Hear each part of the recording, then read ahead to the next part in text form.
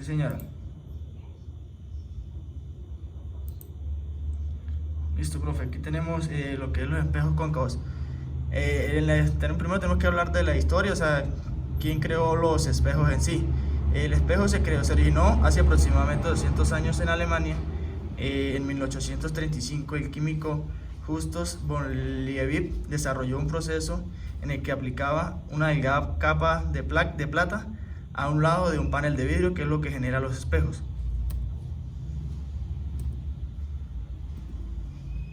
También debemos conocer qué es un espejo. Como su nombre lo indica, un espejo es algo que nos va a reflejar una imagen con respecto a un objeto en específico.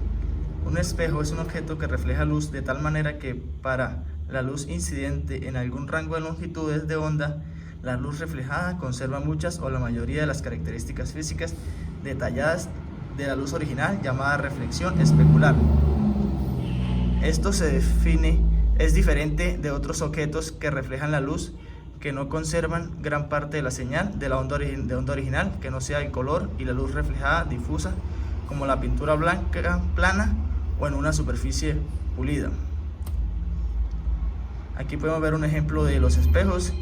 Aquí tenemos un espejo lo que es plano. Esto es lo que se conoce como un espejo convexo, porque es una figura, o sea, que refleja hacia afuera y amplía.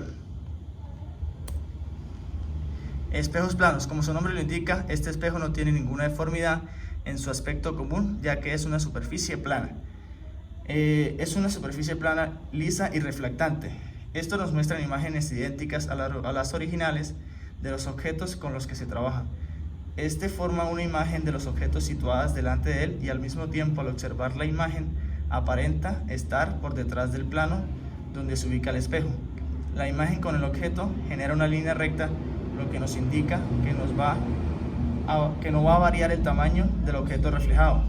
El material de estos elementos es altamente reflectante, como se dijo, y con una superficie abrillantada, con una capa de placa con el que fue creado, y para proteger su exterior se le aplica una delgada capa roja de óxido de plomo. Esto refleja la mayoría de la luz, mientras la superficie se mantenga libre de los efectos de la corrosión o de la oxidación. Aquí podemos ver un espejo, un ejemplo de un espejo plano.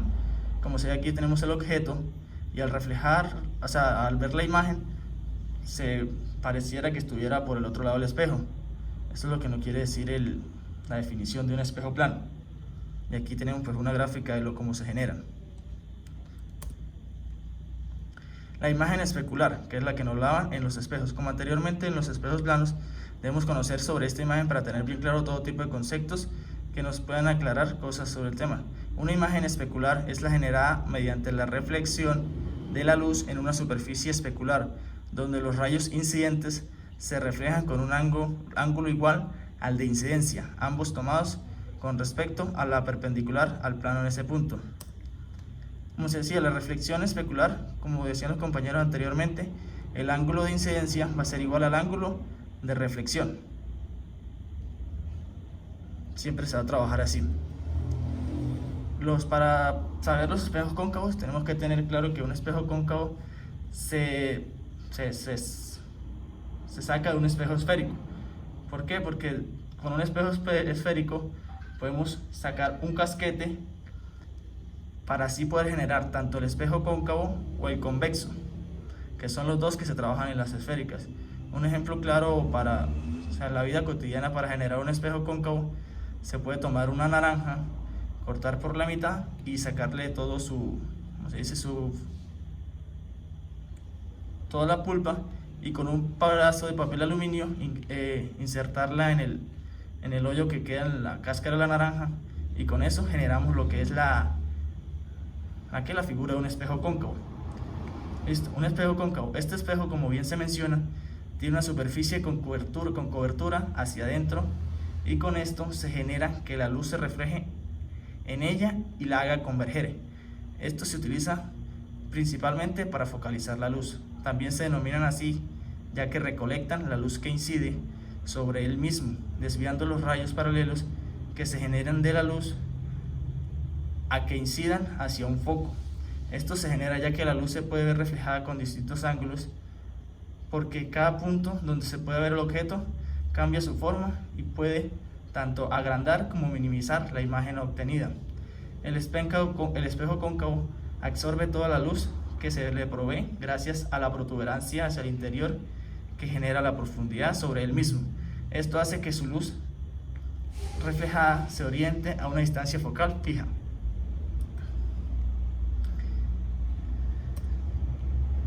Aquí podemos ver una imagen de un espejo cóncavo, que son, pues, aquí se está trabajando con paneles solares para que reflejen la luz y así generen lo que es la energía o muchas actividades que se pueden hacer. Formación de las imágenes en un espejo cóncavo. Aquí tenemos varios ejemplos claros donde puede estar el objeto antes del centro de radio, en el centro de radio, entre el centro de radio y el foco y delante del foco. Como vemos aquí en donde está la imagen, el objeto delante del foco, la imagen va a ser virtual. Hay otro ejemplo también que es cuando el objeto está situado en el foco, pero aquí la imagen, cuando se sitúa en el foco, la imagen va a estar obtenida hacia el infinito, o sea, nunca se van a encontrar porque al generar las dos líneas, tanto que pasan por el centro de radio y el punto focal, van a ser paralelas. Rayos que se generan. Como lo veíamos en los ejemplos anteriores, existen diferentes tipos de radio.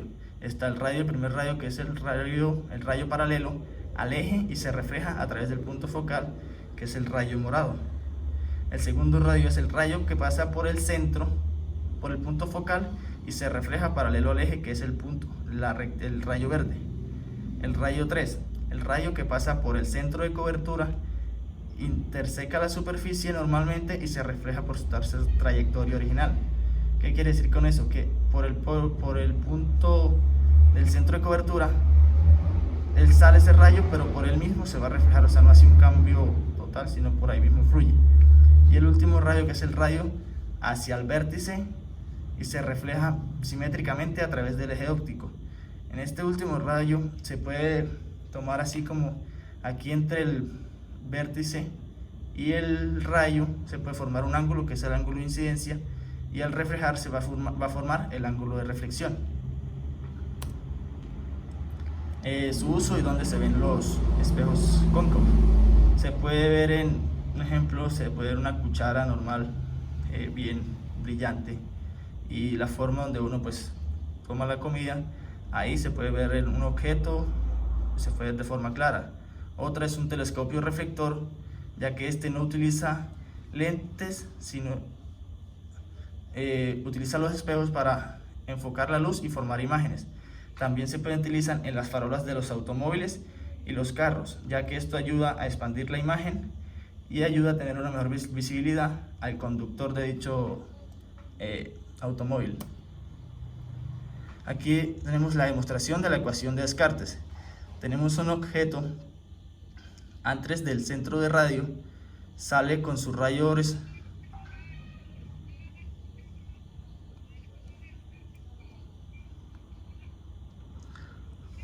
uno sobre la ecuación de Descartes. Sí voy, profe. La ecuación de los espejos es 1 sobre la distancia de la imagen más 1 sobre la distancia del objeto, igual a 1 sobre el foco, la distancia focal.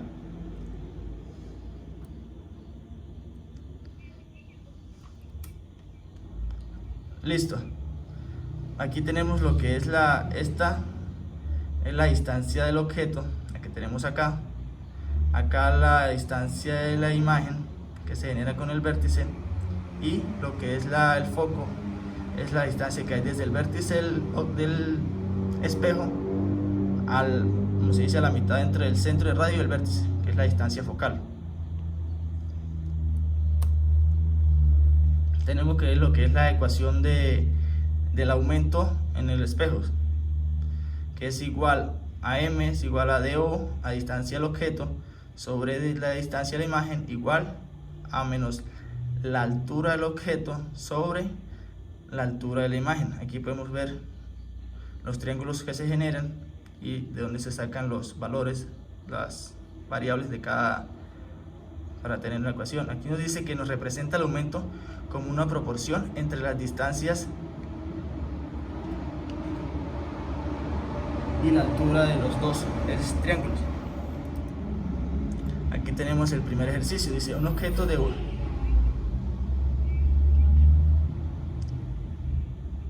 señora, igual a 1. Depende también de donde esté, o sea, no va a ser mucho lo que varía.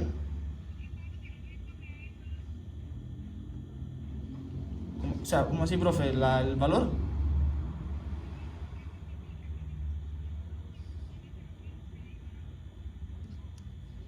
Que no cambia su, ¿cómo se dice? Su estructura, o sea, su longitud. O sea, en sí lo de la imagen, la altura o lo que se ve reflejado.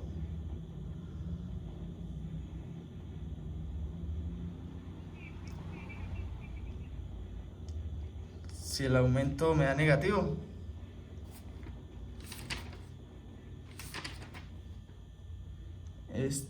pues va a estar en el punto acá, o sea, va a estar la imagen, va a ser una imagen real.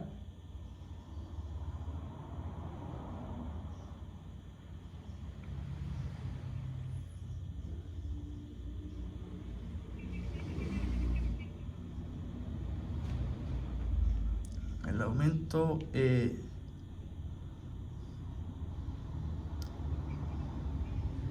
sí, o sea, el aumento físicamente lo que nos deduce es que no va a ser, dependiendo del objeto con que se trabaja, no va a tener un cambio en su forma.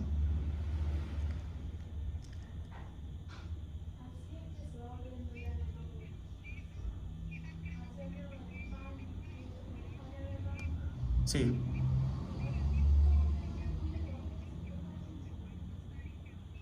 Sí, correcto.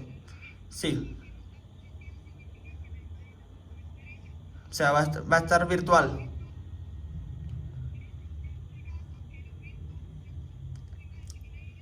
Es negativo.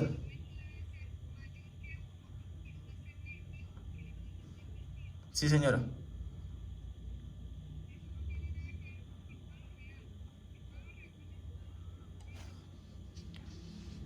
Listo. Bueno, dice aquí el primer ejercicio. Un objeto de 1,5 metros de alto, que es este que tenemos acá, se pone delante del espejo cóncavo de 180 centímetros de radio, o sea, el centro de cobertura, que es este. ¿A qué distancia el espejo debe ponerse a qué distancia del espejo debe ponerse este objeto para que se vea a 9 metros de alto? O sea, tenemos que determinar el punto del foco y la distancia al objeto para así poder determinar la distancia a la cual va a estar la imagen. Entonces cogemos la ecuación de aumento, determinamos los valores que nos dan aquí, que es la altura del objeto y la altura de la imagen. Despejamos y después con esta ecuación que tenemos acá, que es menos de i igual a 6 de o, la reemplazamos en la ecuación de los espejos para que los quede solo de una sola incógnita. Y pues pasamos 0,9 a multiplicar con el 0,7 y el 6 de o a multiplicar con 1. Bajamos 6 a dividir, nos da la distancia al objeto, que la distancia al objeto nos va a dar a menos 1,05 metros, que lo tenemos por acá. Y con la distancia al objeto podemos determinar también la distancia a la imagen, que va a estar muy alejada.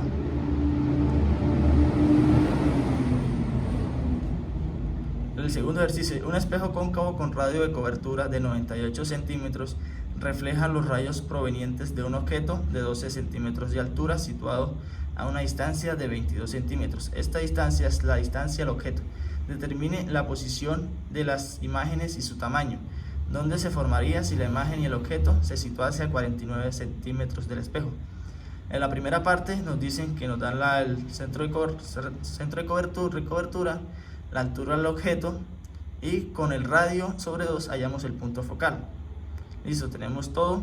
Cogemos la ecuación de los espejos, determinamos lo que es la distancia de la imagen, sacamos de la imagen para determinarla, hacemos la conversión de O1 por 1 menos F por 1 sobre F por DO, pero como tenemos este DO aquí de I1 dividiendo, para subirlo tenemos que cambiar lo que es la división, para así generar lo que es la distancia de la imagen 1, a lo cual obtenemos el punto focal, que es menos 0,49, la distancia al objeto, que es 0,22 menos 0,22, y determinando mediante esa ecuación conocemos la distancia de la imagen 1, que es de 0,39 metros, y nos va a dar una imagen virtual, como se puede ver acá, y aquí es la imagen virtual. Para determinar el aumento en la imagen 1, tenemos la distancia O, la distancia I1, y necesitamos hallar el aumento en la imagen I1. Despejamos esta ecuación, determinamos que el aumento es menos el aumento en el objeto, menos la altura, por la distancia de imagen 1 sobre la distancia del objeto 1. Reemplazamos y nos da que la altura del objeto 1 es de 0,21 metros. El punto B nos da la misma altura al objeto, el mismo punto focal, el mismo centro de cobertura, pero la distancia entre la distancia al objeto y el espejo es de 0,49 metros, o sea, va a estar en el mismo punto focal. Hacemos lo mismo que el anterior, utilizamos la ecuación de los espejos y de ahí determinamos, como les decía yo cuando les mostraba las imágenes que se generan, cuando un objeto está situado en el foco, su imagen va a estar situada, o sea, la distancia de la imagen va a estar situada hacia el infinito, porque el radio que se genera en paralelo y se refleja por el punto focal, y el que sale por el centro de radio y se refleja por el mismo, van a ser paralelos, por eso nos van a dar con una distancia hacia el infinito.